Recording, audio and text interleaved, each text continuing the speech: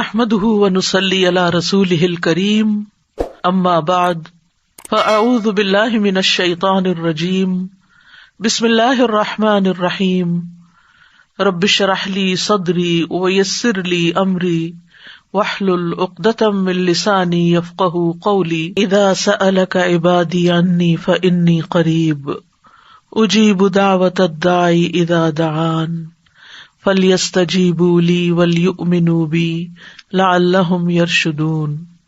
اور جب میرے بندے آپ سے میرے بارے میں سوال کریں تو کہہ دیجئے بے شک میں قریب ہوں، میں پکارنے والے کی پکار کا جواب دیتا ہوں۔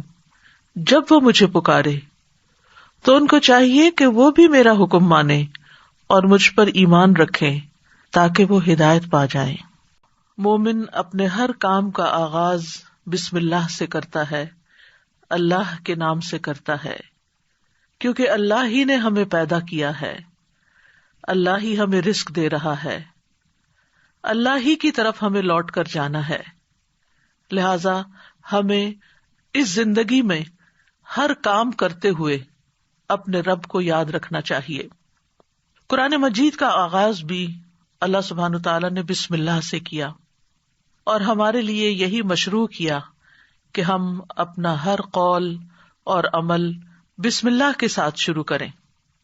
پہلی وحی کا آغاز بھی اللہ کے نام کے ساتھ ہوا۔ جبریل امین نے پہلی مرتبہ جب نبی صلی اللہ علیہ وسلم کو قرآن مجید کی پہلی آیت سکھائی تو فرمایا اقرأ بسم ربک الذی خلق، اپنے رب کے نام سے پڑھ جس نے پیدا کیا۔ تو گویا عبادت ہو یا ہمارے دنیا کے کام ہوں، ان سب میں ہمیں اپنے رب کو یاد رکھنا ہے، اور اس کے بے شمار فائدے بھی ہیں۔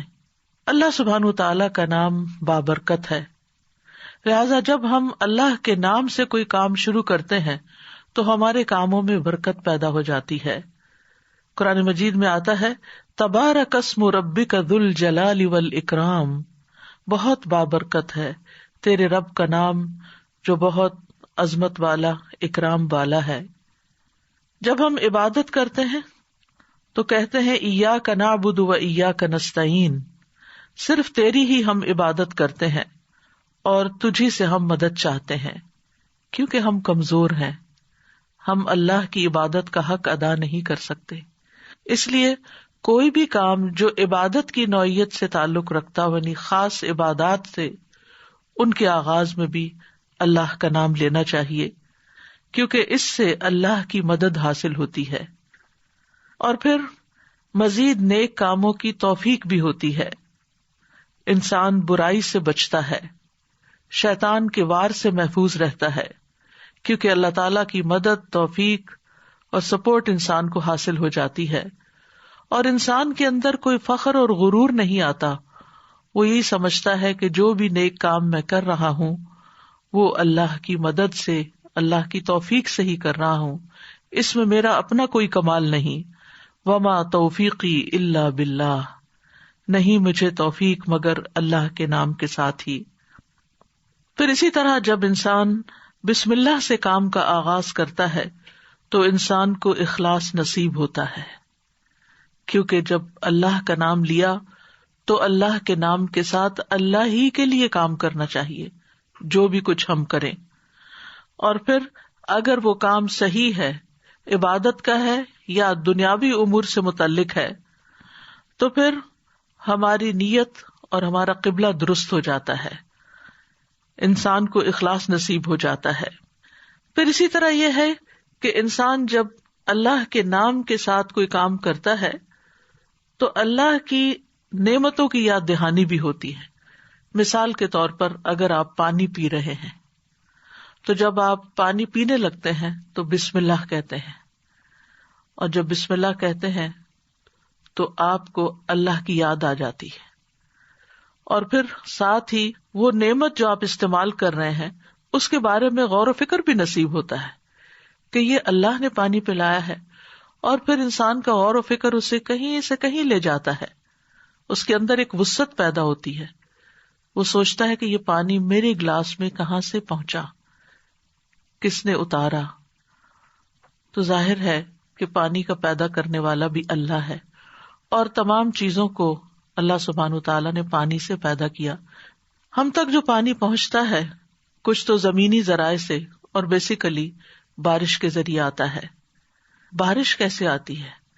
سمندروں کا پانی بخارات کی شکل میں اوپر اٹھتا ہے اور پھر بادلوں کی شکل میں جہاں اللہ چاہتا ہے برساتا ہے. جب بادل برستے ہیں یا برف پڑتی ہے تو پہاڑوں کی چوٹیوں پر اور مختلف جگہوں پر یا تو پانی جم جاتا ہے یا پھر ندی نالوں کی شکل میں، دریاؤں کی شکل میں بہنے لگتا ہے، اور کچھ پانی رس کر زمین کے اندر چلا جاتا ہے، چشموں کی شکل اختیار کر لیتا ہے، اور پھر مختلف ذرائع سے ہوتے ہوتے وہ ہم تک پہنچتا ہے جسے ہم پیتے ہیں. اور جب پیتے ہیں تو پھر اللہ کا شکر ادا کرتے ہیں اور آخر میں الحمدللہ کہتے ہیں. لیکن اگر اتنے اہتمام کے ساتھ جو پانی میرے گلاس میں پہنچا اس کو میں نے اللہ کو یاد کیے بغیر، نعمت دینے والے کا نام لیے بغیر ہی پی لیا، تو اس سے بڑھ کر ناشکری کیا ہو سکتی ہے. پھر اسی طرح اگر انسان کھانا کھاتا ہے اور اللہ کا نام لیتا ہے تو وہ ضرور سوچتا ہے کہ کیا جو کچھ میں کھا رہا ہوں یہ اللہ کی مرضی کے مطابق بھی ہے یا نہیں، حلال ہے یا حرام ہے، اور پھر کس طریقے سے میں اس کو کھا رہا ہوں اور کس طریقے سے یہ مجھ تک پہنچا ہے. ان ساری چیزوں پر بھی غور و فکر ہونے لگتا ہے. تو گویا بسم اللہ پڑھنا بار بار انسان کو اللہ کی یاد دلاتا ہے، اور اس طرح انسان اللہ کی اطاعت کی طرف مائل ہوتا ہے، اللہ کی دی ہوئی نعمتوں کو اللہ کی رضا میں استعمال کرتا ہے، اور اللہ کو یاد کرتے ہوئے اللہ کا قرب حاصل کر لیتا ہے. یعنی جب ہر کام کے شروع میں جب ہم اٹھتے بیٹھتے چلتے پھرتے ہم اللہ کا نام لیتے ہیں تو اس طرح ہمیں اللہ سبحانہ تعالیٰ کا قرب نصیب ہوتا ہے، اور ہمارے دنیا کے کام بھی عبادت بن جاتے ہیں کیونکہ وہ اللہ کی مرضی کے مطابق اللہ کی رضا کے لیے ہوتے ہیں. اور اس طرح دنیا میں بھی کاموں کے اندر برکت پیدا ہوتی ہے، سہولت پیدا ہوتی ہے، اللہ کی مدد شامل حال ہوتی ہے، اور آخرت میں بھی یہ عمل فائدہ دیتا ہے. اور انسان کے اندر کوئی تکبر و غرور پیدا نہیں ہوتا، وہ سوچتا ہے کہ جو کچھ مجھے ملا ہے یہ اللہ کا فضل ہے. پھر ہم دیکھتے ہیں کہ انبیاء کا طریقہ بھی یہی رہا ہے. نوح علیہ السلام کے بارے میں آتا ہے کہ جب وہ کشتی پر سوار ہوئے تو انہوں نے دعا پڑھی، اس کا آغاز بھی بسم اللہ سے کیا، بسم اللہ مجریہا و مرساہا. اسی طرح سلیمان علیہ السلام نے ملکہ سبا کو جو خط لکھا اس کے آغاز میں بھی بسم اللہ لکھا. پھر اسی طرح ہم دیکھتے ہیں کہ نبی صلی اللہ علیہ وسلم متعدد مقامات پر بسم اللہ کی تعلیم دیتے ہیں، جس کے بارے میں آگے ہم متعدد احادیث میں دیکھیں گے کہ کس طرح آپ صلی اللہ علیہ وسلم کی زندگی کا ایک اہم حصہ تھا بسم اللہ پڑھنا، اور جس کام کا آغاز اچھا ہو جائے اس کا انجام بھی اچھا ہوتا ہے. قرآن مجید کا آغاز بھی بسم اللہ کے ساتھ ہو رہا ہے، اور بسم اللہ قرآن مجید کی ایک مستقل آیت ہے. یعنی یہ کہ سورۃ الفاتحہ یہ کسی اور سورت میں داخل نہیں ہے، ہر سورت کے شروع میں اسے الگ آیت کے طور پر لکھا گیا ہے. اور اس میں ہم دیکھتے ہیں کہ سورۃ التوبہ جو ہے اس سے پہلے بسم اللہ نہیں ہے، کیونکہ بسم اللہ سے امان حاصل ہوتی ہے، اور سورۃ التوبہ کے شروع میں مشرکین کو امان سے نکالا جا رہا ہے، بری ذمہ کیا جا رہا ہے. تو بہرحال آغاز ہوتا ہے قرآن مجید کا بسم اللہ الرحمن الرحیم کے ساتھ، یعنی میں اللہ کی مدد طلب کرتے ہوئے اپنی قرات کو اللہ کے نام سے شروع کرتا ہوں.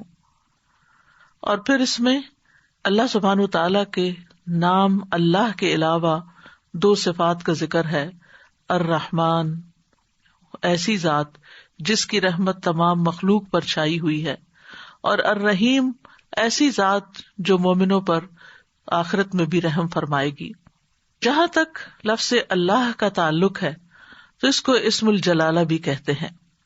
اللہ کی اصل الالہ ہے، اور لغت عرب میں الہ 4 معنوں پر بولا گیا ہے. نمبر 1 المعبود، جس کی عبادت کی جائے. نمبر 2 الملجأ، جس کی پناہ لی جائے. نمبر 3 المفزوع الیہ، گھبراہٹ میں جس سے مدد حاصل کی جائے. نمبر 4 المحبوب وہ محبوب جس کے ساتھ عظیم محبت ہو اور اس کے بارے میں عقلیں حیران ہو جائیں.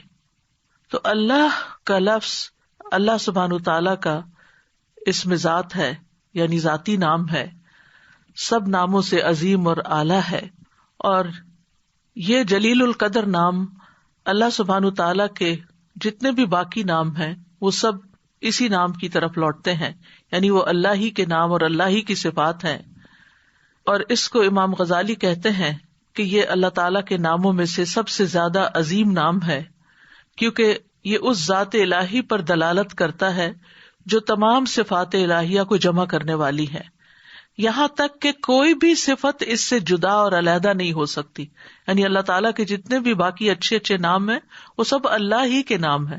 وَلِلَّهِ الْأَسْمَاءُ الْحُسْنَى، کہ اللہ ہی کے لیے ہیں اچھے اچھے نام.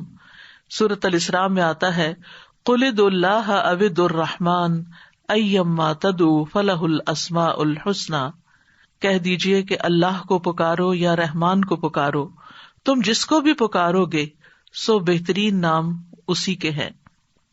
اسی طرح سورۃ الحشر میں آتا ہے هُوَ اللَّهُ الْخَالِقُ الْبَارِئُ الْمُصَوِّرُ لَهُ الْأَسْمَاءُ الْحُسْنَى، وہ اللہ ہی ہے جو خاکہ بنانے والا ہے، گھڑنے ڈھالنے والا ہے، صورت بنا دینے والا ہے. سب اچھے اچھے نام اسی کے ہیں. اسی کی تسبیح کر رہی ہے ہر وہ چیز جو آسمانوں اور زمین میں ہے، وہی سب پر غالب کمال حکمت والا ہے. تو اس لیے بہت ضروری ہے کہ جب ہم بسم اللہ مختلف مقامات پر کہتے ہیں تو ہمیں اللہ کی پہچان بھی ہونی چاہیے. اللہ سبحانہ تعالیٰ کو پہچاننا بھی ضروری ہے، اور اس کی پہچان اس کی نشانیوں کے ساتھ بھی ہوتی ہے جو کائنات میں پھیلی ہوئی ہیں. اس کی پہچان اس کی کتاب کے ذریعے بھی ہوتی ہے، اور اس کی پہچان نبی صلی اللہ علیہ وسلم نے بھی کروائی ہے. لہذا اگر ہم اللہ تعالیٰ کو پہچانیں گے تو ہم صحیح طور پر پورے شعور کے ساتھ بسم اللہ ادا کریں گے. بلحجیم قبیلے کے ایک آدمی سے روایت ہے، وہ کہتے ہیں کہ میں نے پوچھا اللہ کے رسول آپ کن چیزوں کی دعوت دیتے ہیں؟ نبی صلی اللہ علیہ وسلم نے فرمایا میں اس اللہ کی طرف دعوت دیتا ہوں جو یکتا ہے. قال ادعو الی اللہ وحدہ، کون ہے اللہ؟ وہ اللہ کہ جب تم پر کوئی مصیبت آتی ہے اور تم اسے پکارتے ہو تو وہ تمہاری مصیبت دور کر دیتا ہے، اور جب تم کسی بیابان اور جنگل میں راستہ بھول جاؤ اور اس سے دعا کرو تو وہ تمہیں واپس پہنچا دیتا ہے. جب تم قحط سالی میں مبتلا ہوتے ہو اور اس سے دعا کرتے ہو تو وہ پیداوار ظاہر کر دیتا ہے، یعنی تمہارے سب کام وہی بناتا ہے. لیکن یہاں خاص طور پر اس آیت کے اندر یعنی بسم اللہ الرحمن الرحیم کے اندر اللہ سبحانہ تعالیٰ نے اپنا جو تعارف کرایا ہے، اپنی جو پہچان کرائی ہے، وہ اپنی صفت رحمت کے ساتھ کروائی ہے کہ کون ہے اللہ؟ وہ جو بے حد مہربان، بہت ہی زیادہ مہربان. الرحمن فعلان کے وزن پر مبالغے کا صیغہ ہے کہ جو بہت ہی زیادہ، یعنی انسان کی عقل اس کو کمپریہینڈ کر ہی نہیں سکتی کہ وہ کتنا مہربان ہے. اور پھر مزید اسی صفت سے، صفت رحمت ہی سے الرحیم کا لفظ آیا کہ جو بار بار رحم کرنے والا ہے. لہذا اللہ سبحانہ تعالی وہی ہے جو اپنی رحمتیں نچھاور کرتا ہے، اور رحمت کا مطلب ہے نرمی اور شفقت کرنے والا. گویا اللہ سبحانہ تعالیٰ کی صفات میں اللہ تعالیٰ کے اپنے بندوں کے ساتھ، اپنی مخلوق کے ساتھ معاملہ کرنے میں نرمی اور شفقت ہے. اور رحمان اور رحیم دونوں صفات اللہ ہی کی ہیں، دونوں نام اللہ ہی کے ہیں، لیکن دونوں میں تھوڑا فرق ہے. رحمان ایسی رحمت والا جس کی رحمت دنیا کی تمام مخلوقات کو اور آخرت میں مومنوں کو بھی شامل ہے، یعنی یہ رحمت عام ہے. اور اسی نام سے اللہ سبحانہ تعالیٰ نے اپنے آپ کی پہچان کروائی کہ الرحمن علی العرش استویٰ، وہ بے حد رحم فرمانے والا عرش پر بلند ہوا. اور رحیم سے مراد ایسی رحمت والا کہ جو قیامت کے دن صرف مومنوں کے لیے ہوگی. اور ہم جانتے ہیں کہ اللہ سبحانہ تعالیٰ کی رحمت کے 100 حصے ہیں، جس میں سے صرف ایک حصہ دنیا میں اتارا ہے، باقی اللہ سبحانہ تعالیٰ نے آخرت کے لیے، یعنی اس کی باقی رحمتیں 99 جو ہیں وہ آخرت کے لیے ہیں جس کی بنا پر وہ بندوں کی بخشش فرمائے گا۔ یہاں دونوں ناموں کو اکٹھا کیوں کیا گیا ہے؟ اللہ سبحانہ تعالیٰ کے دونوں نام الرحمن اور رحیم کا مل کر آنا اللہ سبحانہ تعالیٰ کی رحمت کے مزید کمال کو بیان کرتا ہے، اور اس کے بارے میں ابن القیم رحمہ اللہ کہتے ہیں کہ جہاں تک الرحمن اور رحیم دونوں ناموں کو جمع کرنے کا تعلق ہے تو اس کا معنی ان دونوں معنوں سے اچھا ہے جو معنی ان کے الگ الگ بیان کیے جاتے ہیں، یعنی وہ مزید جمع ہو جاتا ہے، اور وہ یہ ہے کہ الرحمن اللہ کی قائم صفت پر دلالت کرتا ہے اور لفظ الرحیم اللہ کی مخلوق پہ کی جانے والی رحمت سے تعلق رکھتا ہے۔ پس پہلا نام جو ہے اللہ کی ذاتی صفت رحمت پہ دلالت کرتا ہے اور دوسرا نام اللہ کے فعل پر دلالت کرتا ہے کہ اللہ اپنی رحمت کے ساتھ مخلوق پر رحم فرماتا ہے۔ اور ابن قیم یہ بھی کہتے ہیں کہ ان دونوں صفات کو جمع کرنے کا یہ فائدہ ہے کہ اللہ نے دنیا میں جلد اور آخرت میں بعد میں واقع ہونے والی رحمت کی خبر دی ہے، اور اللہ کی خاص اور عام رحمت کے متعلق خبر دی گئی ہے، اور اللہ کی رحمت اس کے غضب پر غالب ہے۔ ابو ہریرہ کہتے ہیں کہ رسول اللہ صلی اللہ علیہ وسلم نے فرمایا، جب اللہ مخلوق کو پیدا کر چکا تو اس نے اپنی کتاب لوح محفوظ میں لکھا جو اس کے پاس عرش پر موجود ہے کہ میری رحمت میرے غضب پر غالب ہے، اور اس کی رحمت بہت وسیع ہے۔ قرآن مجید میں آتا ہے وَرَحْمَتِي وَسِعَتْ كُلَّ شَيْءٍ، میری رحمت نے ہر چیز کو گھیر رکھا ہے، کوئی اس کو مانتا ہے یا نہیں مانتا، اس کی عبادت کرتا ہے یا نہیں کرتا، جتنے بھی ہم دنیا میں لوگ چل پھر رہے ہیں، سخت نافرمانیاں کرتے ہیں، لیکن اس کے باوجود وہ ہمیں جینے کی مہلت دیتا ہے، رزق دیتا ہے، ہمارے کام سنوارتا ہے، ہمیں مشکلات سے بچاتا ہے۔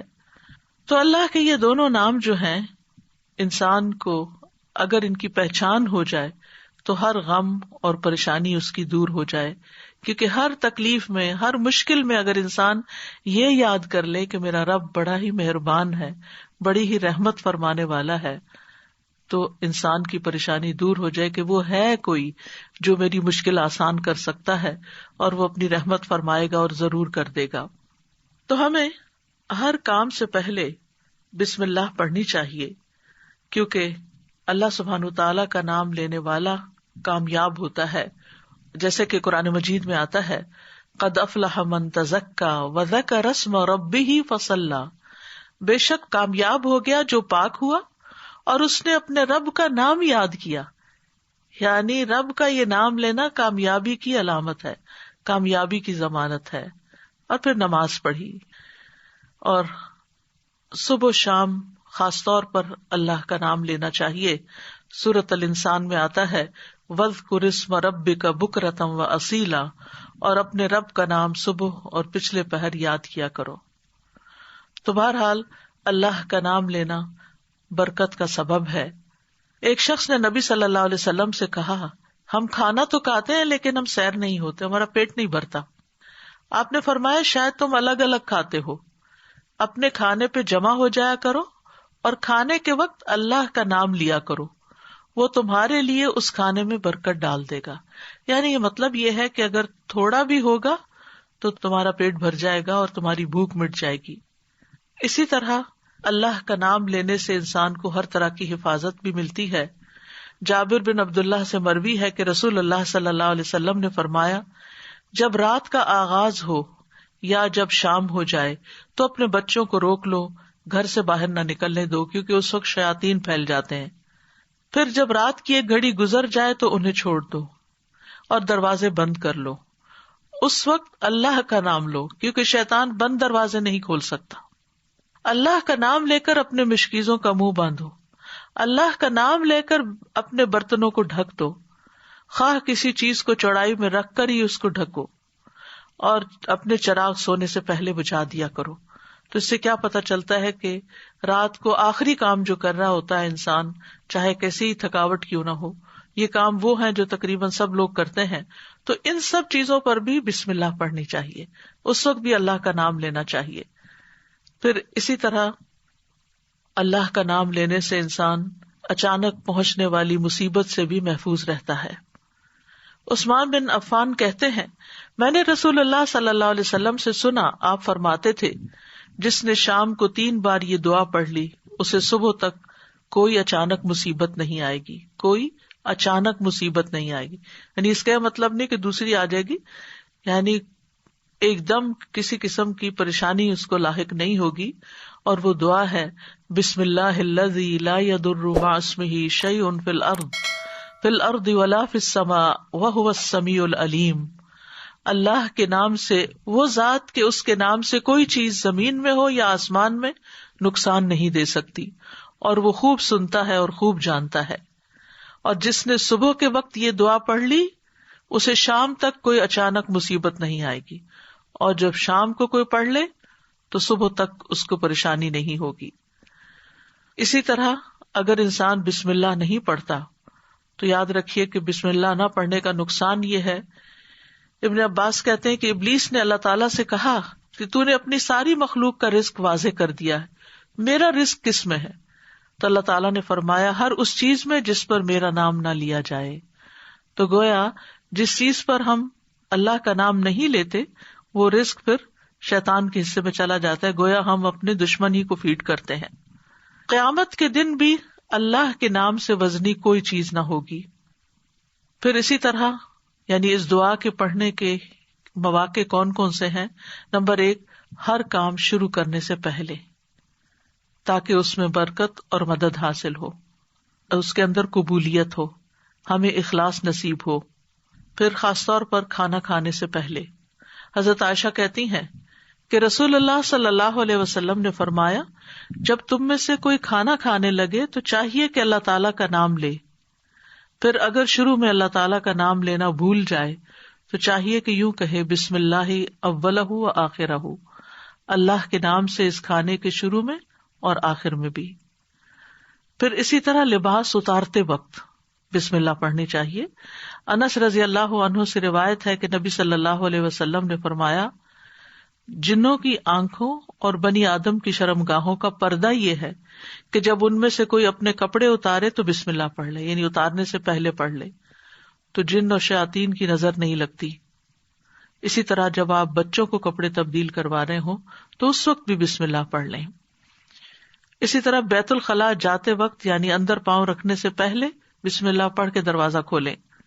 حضرت علی رضی اللہ عنہ روایت کرتے ہیں، کہتے ہیں کہ رسول اللہ صلی اللہ علیہ وسلم نے فرمایا جنوں کی آنکھوں اور بنی آدم کی شرمگاہوں کا پردہ یہ ہے کہ جب ان میں سے کوئی بیت الخلاء جائے تو بسم اللہ پڑھ لے، کیونکہ جب انسان ننگا ہوتا ہے تو حفاظت کے فرشتے اس سے دور چلے جاتے ہیں. تو اس وقت حفاظت پھر کس سے حاصل ہوگی؟ جب آپ واش روم میں جانے سے پہلے بسم اللہ پڑھ کے پھر داخل ہوں گے.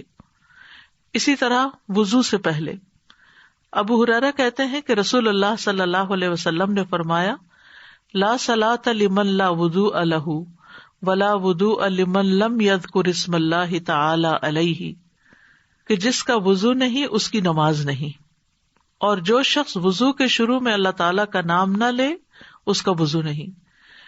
اب یہاں پر بعض لوگوں کو یہ پریشانی ہوتی ہے کہ ہم واش روم میں کھڑے ہوتے ہیں، وہیں سنک ہے، وہیں کموڈ ہے، تو پھر ہم بسم اللہ کس طرح پڑھیں؟ اس کے ایک تو یہ ہے کہ جب آپ وضو کی نیت سے جا رہے ہیں تو اندر داخل ہونے سے پہلے ہی پڑھ لیں اور جا کے ٹیپ کھول لیں اور اپنا وضو شروع کر دیں. دوسرا یہ ہے کہ آپ دل میں پڑھ لیں. لیکن اگر کوئی بھول گیا ہے تو جس وقت یاد آئے یعنی وضو کے دوران اس وقت بھی پڑھ سکتا ہے. پھر اسی طرح پڑھنا ہی بھول گیا تو اس کا کیا مطلب وضو ہوا ہی نہیں سرے سے، یا پھر یہ کہ اس کی اگر وضو نہیں ہوا تو کیا نماز ہی نہیں ہوئی؟ نہیں، اس کا مطلب یہ کہ اس کا وضو کامل نہیں ہوا. یہاں علماء نے اس کا مطلب یہ کیا ہے کہ اس کے وضو میں نقص رہ گیا. وضو ہو جائے گا، نماز ہو جائے گی، لیکن وہ جو برکت حاصل ہونی تھی یا زیادہ ثواب ملنا تھا اس سے انسان محروم ہو جاتا ہے. پھر اسی طرح یہ ہے کہ قرآن مجید کی قرأت سے پہلے بسم اللہ پڑھنی چاہیے. قتادہ سے روایت ہے، وہ کہتے ہیں کہ انس رضی اللہ عنہ سے سوال کیا گیا کہ نبی صلی اللہ علیہ وسلم کی قرأت کیسی تھی، تو انہوں نے بیان کیا کہ آپ صلی اللہ علیہ وسلم کھینچ کر پڑھتے تھے. پھر آپ نے بسم اللہ الرحمن الرحیم کو پڑھا، یعنی بسم اللہ الرحمن الرحیم، یعنی مد کے ساتھ پڑھتے تھے، الرحمن کو اور رحیم کو بھی کھینچ کر تلاوت کرتے تھے۔ پھر اسی طرح کھانا کھانے سے پہلے بھی عمر بن ابی سلمہ رضی اللہ عنہ کہتے ہیں، میں بچہ تھا اور رسول اللہ صلی اللہ علیہ وسلم کی پرورش میں تھا۔ عمر بن ابی سلمہ جو ہیں یہ ابو سلمہ رضی اللہ عنہ کے بیٹے ہیں، ام سلمہ کے بھی بیٹے ہیں۔ ام سلمہ کی جب شادی ہوئی تو یہ نبی صلی اللہ علیہ وسلم کے گھر میں بچے آ گئے، یعنی آپ کے ربیب تھے اور آپ کی پرورش میں تھے۔ تو وہ کہتے ہیں کہ کھانا کھاتے وقت میرا ہاتھ برتن میں چاروں طرف گھوما کرتا جیسے بچے عام طور پر کرتے ہیں۔ تو رسول اللہ صلی اللہ علیہ وسلم نے مجھ سے فرمایا، اے لڑکے بسم اللہ پڑھ لیا کرو اور دائیں ہاتھ سے کھایا کرو، اور برتن میں وہاں سے کھایا کرو جو جگہ تم سے نزدیک ہو، یعنی اپنے سامنے سے کھاؤ۔ وہ کہتے ہیں کہ چنانچہ اس کے بعد میں ہمیشہ اسی ہدایت کے مطابق کھاتا رہا۔ تو یہ ٹیبل مینرز ہیں، کھانا کھانے کے آداب ہیں، اور اس میں نہ صرف یہ کہ بڑوں کو اس کا اہتمام کرنا چاہیے بلکہ بچوں کو بھی سکھانا چاہیے۔ پھر اسی طرح گھر میں داخل ہوتے وقت بسم اللہ پڑھ کر داخل ہوں۔ جابر رضی اللہ عنہ سے روایت ہے، وہ کہتے ہیں کہ میں نے رسول اللہ صلی اللہ علیہ وسلم کو فرماتے ہوئے سنا، جب آدمی اپنے گھر میں داخل ہوتا ہے تو وہ داخل ہوتے وقت اور کھانا کھاتے وقت اللہ کا نام لیتا ہے تو شیطان کہتا ہے کہ آج تمہارے لیے اس گھر میں نہ رات گزارنے کی جگہ ہے اور نہ ہی رات کا کھانا ہے۔ اور اگر وہ داخل ہوا لیکن اپنے داخل ہوتے ہوئے اللہ کا نام نہ لیا تو کہتا ہے تم نے رات گزارنے کی جگہ پا لی، اور اگر اپنے کھانا کھانے کے وقت اللہ کا نام بھی نہ لے انسان تو شیطان کہتا ہے تم نے رات گزارنے کی جگہ اور رات کا کھانا پا لیا، یعنی ہماری چیزوں میں پھر اس کی شراکت ہو جاتی ہے۔ اب دیکھیں کہ بہت سارے مسائل اور بہت ساری بیماریاں عام ہو چکی ہیں جن کی بعض اوقات تشخیص بھی نہیں ہو پاتی، اور پھر ہم بعض اوقات یہ سمجھتے ہیں کہ شاید جادو ہو گیا ہے یا پھر یہ کوئی نظر لگ گئی ہے، لیکن اگر ہم ان آداب کا خیال رکھیں تو انشاءاللہ شیطان جو ہمارا دشمن ہے اس کے شر سے محفوظ رہیں گے۔ نہ صرف یہ کہ خود اپنے لیے بلکہ اپنے گھر والوں کے لیے بھی ان کو تعلیم بھی دیں اور ان کو یاد دہانی بھی کرائیں، اور ان کی پروٹیکشن کا انشاءاللہ بہترین سر و سامان ہوگا۔ اسی طرح رات کو سونے سے پہلے بسم اللہ پڑھ کر بستر جھاڑنا چاہیے۔ رسول اللہ صلی اللہ علیہ وسلم نے فرمایا، صحیح مسلم کی روایت ہے، جب تم میں سے کوئی اپنے بستر پر جائے تو اسے چاہیے کہ وہ اپنے تہبند کا کونا پکڑے اور اس سے اپنا بستر جھاڑ لے اور بسم اللہ پڑھ لے، کیونکہ وہ نہیں جانتا کہ کون اس کے بعد اس کے بستر پر آیا۔ یہ بات بڑی اہم ہے کہ وہ نہیں جانتا۔ تو اس سے یعنی کہ صرف انسان نہیں بلکہ جن ملکوں کے اندر بچھو کیڑے مکوڑے عام گھومتے پھرتے ہیں اور خاص طور پر گرمیوں کے موسم میں نکل آتے ہیں، یہ لوگ کھلی چھت میں کھلی فضا میں سوتے ہیں، بازو کے چارپائیاں سارا دن وہیں بچھی رہتی ہیں، تو معلوم نہیں کہ بستر کے اندر یا بیڈ کے اندر کون سی ایسی چیز گھس گئی کہ جس کو جھاڑنے سے وہ نکل جائے گی۔ دوسرا یہ کہ بعض اوقات یہ جو ہمارے سارا دن بنے ہوئے بستر رہتے ہیں تو اس کے بارے میں علماء کہتے ہیں کہ بعض اوقات جنات بھی ان پہ آ کر لیٹ جاتے ہیں، تو کئی لوگوں کو بری بری خوابیں آتی ہیں، رات کو ان کی نیند ڈسٹرب رہتی ہے۔ لیکن اگر آپ یہ مسنون عمل کریں تو ایسی چیزوں میں کمی واقع ہو جاتی ہے۔ تو یہاں پر نبی صلی اللہ علیہ وسلم نے تہبند کا کونا فرمایا، آپ کوئی بھی کپڑا لے سکتے ہیں، کوئی ٹاول لے سکتے ہیں، اپنا دوپٹے کا ہی کونا پکڑ کے ایک اس سے جھاڑ دیں۔ اور یہ بھی کہا جاتا ہے کہ ہم جب ایک رات سوتے ہیں تو وہ ڈیڈ سیلز جو ہوتے ہیں وہ بستر پر ہی رہ جاتے ہیں، اور وہ بھی کئی بیماریوں کا باعث بنتے ہیں جب وہ بستر پر ہی لگے رہتے ہیں اور ان کو جھاڑا نہیں جاتا۔ تو بہرحال گرد و غبار ہو یا ڈیڈ سیلز ہوں یا کیڑے مکوڑے ہوں یا کچھ بھی نہ ہو، تب بھی نبی صلی اللہ علیہ وسلم نے جو طریقہ سکھایا ہے اس پر عمل کرنا چاہیے۔ اسی طرح جب آپ صلی اللہ علیہ وسلم اپنے بستر پر تشریف لے جاتے تو فرماتے، اللہم بسمک احیا و اموت، یعنی اس وقت بھی بسم اللہ پڑھتے، اے اللہ تیرے نام کے ساتھ میں زندہ ہوتا ہوں اور تیرے نام کے ساتھ میں مرتا ہوں۔ اسی طرح سوار ہوتے وقت بھی بسم اللہ پڑھنا چاہیے۔ ابو لاس الخزائی رضی اللہ عنہ سے مروی ہے، کہتے ہیں کہ رسول اللہ صلی اللہ علیہ وسلم نے ہمیں حج کے لیے صدقہ کے اونٹوں میں سے ایک کمزور اونٹ پہ سوار کیا، تو ہم نے عرض کیا، یا رسول اللہ ہمیں لگتا ہے یہ اپنی کمزوری کے سبب ہمارا بوجھ نہیں اٹھا سکے گا۔ تو آپ صلی اللہ علیہ وسلم نے فرمایا، ہر اونٹ کی کوہان پر ایک شیطان ہوتا ہے، جب تم اس پر سوار ہونے لگو تو اللہ کا نام لے کر سوار ہو، جیسا کہ تمہیں حکم دیا گیا، پھر اسے اپنے قابو میں کر لو، اللہ اسے سواری کے قابل کر دے گا۔ اور آج کے دور میں بہت سے لوگ اونٹوں پہ سوار ہوتے ہیں، گھوڑوں پہ سوار ہوتے ہیں، اور گاڑیاں تو خیر عام ہیں، تو اس کا یہ مطلب نہیں کہ صرف جب اونٹ پر ہی سوار ہوں تو بسم اللہ پڑھیں۔ گاڑی پر سوار ہوتے ہوئے، دروازہ کھولتے ہوئے، سیٹ پہ بیٹھتے ہوئے، گاڑی سٹارٹ کرتے ہوئے اگر سوچے کہ بسم اللہ کہنے میں وقت کتنا لگتا ہے، 2 لفظ ہی تو کہنے ہوتے ہیں، لیکن اللہ کی مدد شامل حال ہو جاتی، انسان نقصان سے بچ جاتا ہے، وہ سفر محفوظ ہو جاتا ہے۔ اسی طرح تکلیف کے وقت بھی بسم اللہ کہنا چاہیے۔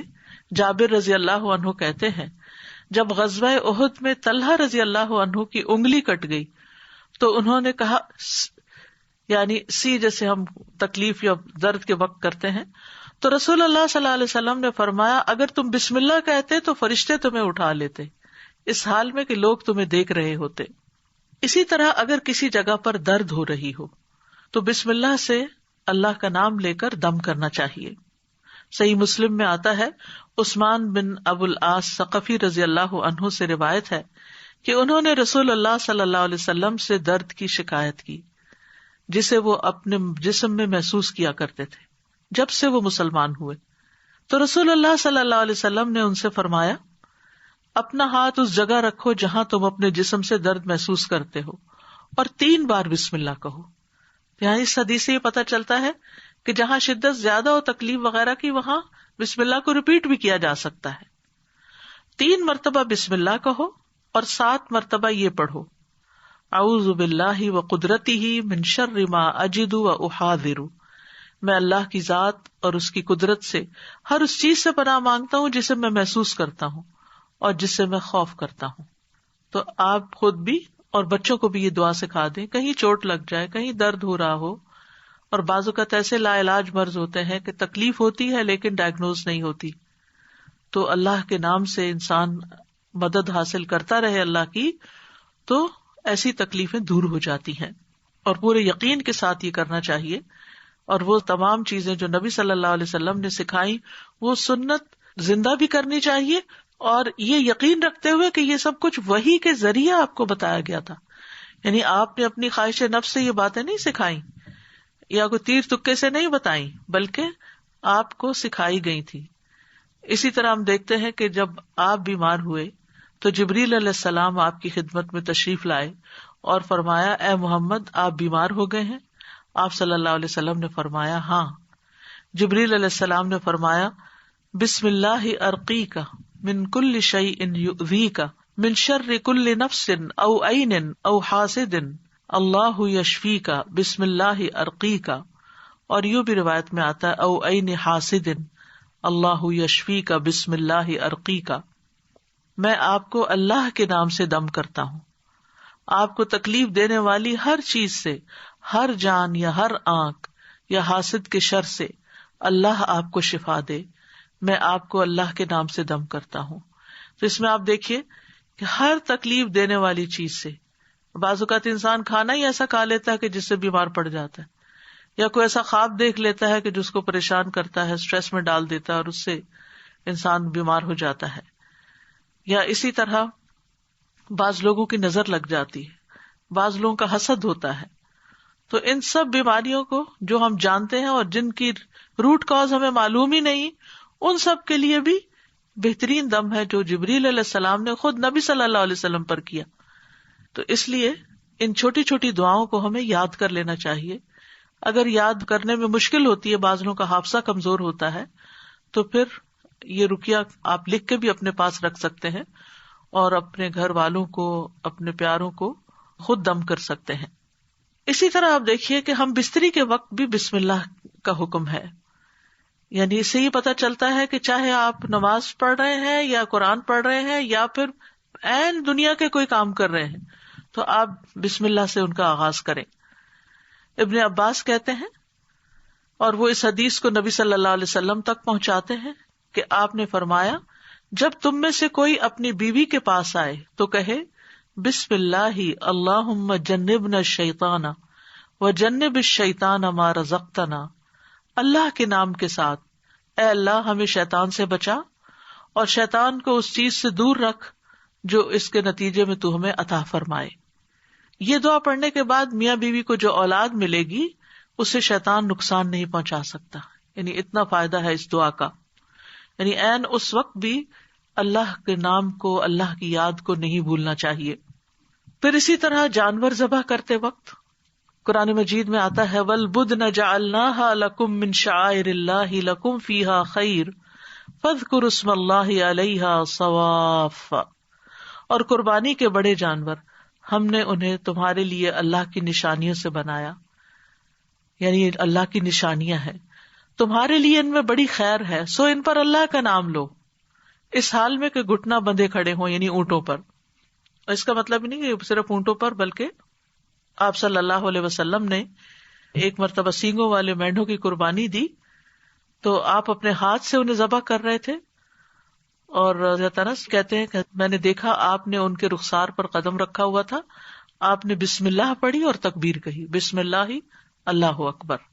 اسی طرح خط کے آغاز میں میت کو دفناتے وقت ابن عمر رضی اللہ عنہ سے مروی ہے کہ نبی صلی اللہ علیہ وسلم جب میت کو قبر میں اتارتے تو فرماتے بسم اللہ و علی سنت رسول اللہ، اللہ کے نام سے اور رسول اللہ صلی اللہ علیہ وسلم کے طریقے پر. تو گویا آغاز بھی اللہ کے نام سے اور زندگی کا آخری مرحلہ بھی اللہ کے نام سے. تو کرنے کے کام یہ ہیں کہ ہر کام شروع کرنے سے پہلے اللہ کا نام لیں تاکہ آغاز اچھا ہو تو انجام بھی اچھا ہو. شروع میں لینا بھول جائیں تو جب یاد آئے تو بسم اللہ پڑھ لیں. مثلاً بعض اوقات ہم بہت مصروف ہوتے ہیں یا بہت شدید بھوک لگی ہوتی ہے تو ایک دم ہم کھانے پہ جیسے ٹوٹ پڑتے ہیں اور بسم اللہ نہیں پڑھتے، حالانکہ جب کھانا لگ جاتا ہے تو گھر کا بڑا جو ہے وہ کہتا ہے بسم اللہ، یعنی شروع کیجیے. تو یہ جو لفظ بسم اللہ ہے، بسم اللہ الرحمن الرحیم، اس میں صرف یعنی کہ یہ جار مجرور ہے، اور اس میں یا تو فعل محذوف ہے یا پھر اسم محذوف ہے. محذوف کا مطلب ہے کہ وہ حذف کیا گیا ہے، موجود نہیں. کیوں؟ اس لیے کہ وہ انڈرسٹوڈ ہے کہ جب ہم کوئی کام کریں گے تو ہماری نیت میں وہ چیز ہوگی کہ اللہ کے نام سے میں پانی پیتا ہوں، اللہ کے نام سے میں کھانا کھاتا ہوں، اللہ کے نام سے میں سونے لگا ہوں، اللہ کے نام سے میں گھر سے نکلنے لگا ہوں. تو ہمیں اپنی ساری زندگی کا جائزہ لینا ہے کہ ہم کہاں کہاں بسم اللہ پڑھتے ہیں.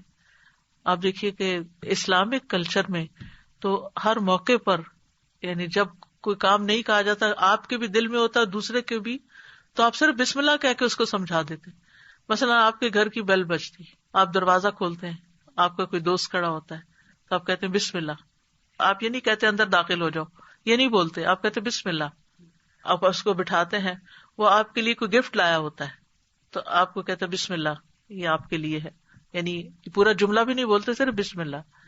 پھر اسے آپ اس کو کھانے پہ بٹھاتے ہیں، کھانا پیش کرتے ہیں تو کہتے ہیں بسم اللہ. ہاتھ دھلانے کے لیے جاتے ہیں تو کہتے ہیں بسم اللہ. یعنی بسم اللہ ایسے لفظ ہیں کہ جو ہماری ساری ما فی الضمیر کو بیان کر دیتے ہیں، اور کہنے والا بھی جانتا ہے کہ وہ اللہ کا نام کیوں لے رہا ہے، اور سننے والا بھی سن رہا ہوتا ہے کہ اللہ کا نام کیوں لیا جا رہا ہے یہاں. تو اس لیے ہر کام شروع کرنے سے پہلے اس میں ایکشن جو ہے وہ ہڈن ہے، وہ دل میں ہے آپ کے، لیکن بس اللہ کا نام لینا برکت کا باعث ہوگا. تو اللہ کے نام کی برکتیں حاصل کریں، حسرتوں سے بچیں. یعنی آپ بیٹھنے لگے ہیں کہیں تو بسم اللہ پڑھ کے بیٹھ جائیں، وہاں سے اٹھنے لگے ہیں تو بسم اللہ پڑھ لیں. اپنی یہ عادت بنا لیں، اور بچوں کے سامنے ذرا اونچی آواز سے بسم اللہ کہیں تاکہ وہ سنیں اور بار بار سنتے رہیں. مجھے یاد ہے بچپن میں جب کوئی بچہ گر جاتا تھا تو ہماری پھوپھی ہمارے ساتھ رہتی تھی تو اس وقت بھی بسم اللہ پڑھتی، پھر اٹھاتے ہوئے، پھر اس چوٹ کو سہلاتے ہوئے، یعنی ہر دوسرے کام میں بسم اللہ بسم اللہ. بچوں کو دودھ پلاتے ہوئے، بچوں کو اٹھاتے ہوئے، ان کو چینج کرتے ہوئے. تو یعنی بسم اللہ ہماری گھٹی میں پڑ جانی چاہیے کہ ہم کوئی کام اللہ کی یاد کے بغیر نہ کریں. جس سے انسان کو محبت ہوتی ہے وہ اس کے دل میں رہتا ہے اور اس کو ہمیشہ وہ یاد کرتا رہتا ہے. تو جو لوگ اللہ سے محبت کرتے ہیں، اور اللہ کا لفظ کا تو معنی ہی کیا ہے، ایک معنی یعنی مألوہ، یعنی جس سے شدید محبت کی جاتی ہے، جیسے اردو میں لفظ والہانہ کہتے ہیں آپ، والہانہ جس سے محبت کی جاتی ہے. تو اگر ہم اس کو اپنا اللہ سمجھتے ہیں، محبوب سمجھتے ہیں، اور اس سے والہانہ محبت کرتے ہیں، اور اس کی طرف پناہ لینا چاہتے ہیں، اپنے دشمن سے بچنا چاہتے ہیں، تو پھر اس کے لیے آپ اپنی عادت بنا لیں. اور جتنے مقامات کا میں نے ذکر کیا ہے ان پر تو خاص طور پر بسم اللہ کہنا نہ بھولیں. انشاءاللہ آپ دیکھیں گے کہ اس کی برکت سے، کہتے ہیں نا بسم اللہ کی برکت، تو بسم اللہ کی برکت سے آپ کی زندگی کے بہت سے کام آسان ہوں گے، بہت سی پریشانیوں سے نجات ملے گی. تو آئیے ایک دفعہ ہم خوبصورت آواز میں بسم اللہ سن لیتے ہیں. بسم اللہ الرحمن الرحیم. بسم اللہ الرحمن الرحیم. بسم اللہ الرحمن الرحیم. اس کے ساتھ ہی میں آپ سے اجازت لیتی ہوں. کل انشاءاللہ اسی وقت دوسرے پارے سے ایک آیت کا انتخاب کر کے آپ کے ساتھ بات چیت ہوگی. یہ رمضان کے سلسلے کی ایک کڑی ہے، اور اس وجہ سے ہر پارے سے صرف ایک آیت کو سلیکٹ کیا گیا ہے تاکہ ہم ایک آیت کو سمجھ بھی جائیں اور اس کو اپنی زندگی میں لے آئیں، تاکہ ہمارا علم ہم پر بوجھ نہ ہو، ہمارے لیے عمل کرنا آسان ہو. یعنی کبھی یہ روایت رہی کہ ایک دن میں ایک سپارہ پورا پڑھ لیا جائے، کبھی تیز بارش ہوتی ہے، اور کبھی ایک دن میں بس ایک آیت ہی سمجھ لی جائے. تو اصل مقصد کیا ہے؟ تدبر اور عمل، کہ ہم غور و فکر بھی کریں اور اس کے ساتھ ساتھ عمل بھی کریں. وآخر دعوانا ان الحمد للہ رب العالمین. سبحانک اللہم وبحمدک، اشہد ان لا الہ الا انت، استغفرک واتوب الیک. السلام علیکم ورحمۃ اللہ وبرکاتہ.